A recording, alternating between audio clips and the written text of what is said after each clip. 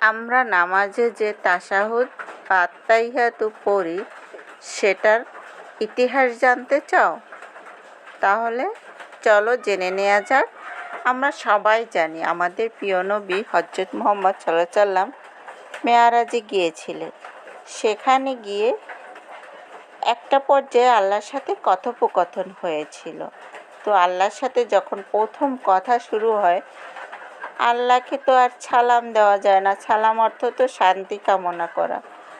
যিনি নিজেই আমাদেরকে শান্তি দেন, সেই মহান রব্বুল আলামিনের জন্য কিভাবে আমাদের প্রিয় নবীজির শান্তি কামনা করবে?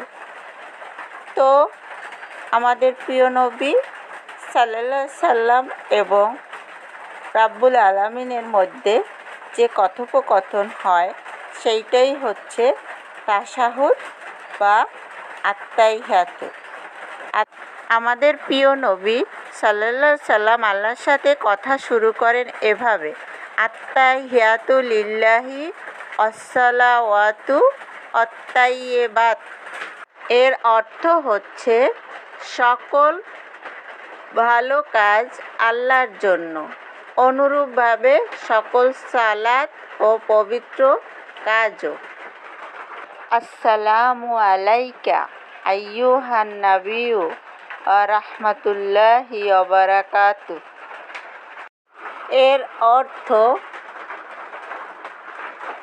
হে আল্লাহর নবী, আপনার উপর বর্ষিত হোক আল্লাহর পক্ষ থেকে শান্তি, রহমত ও বরকত সমূহ।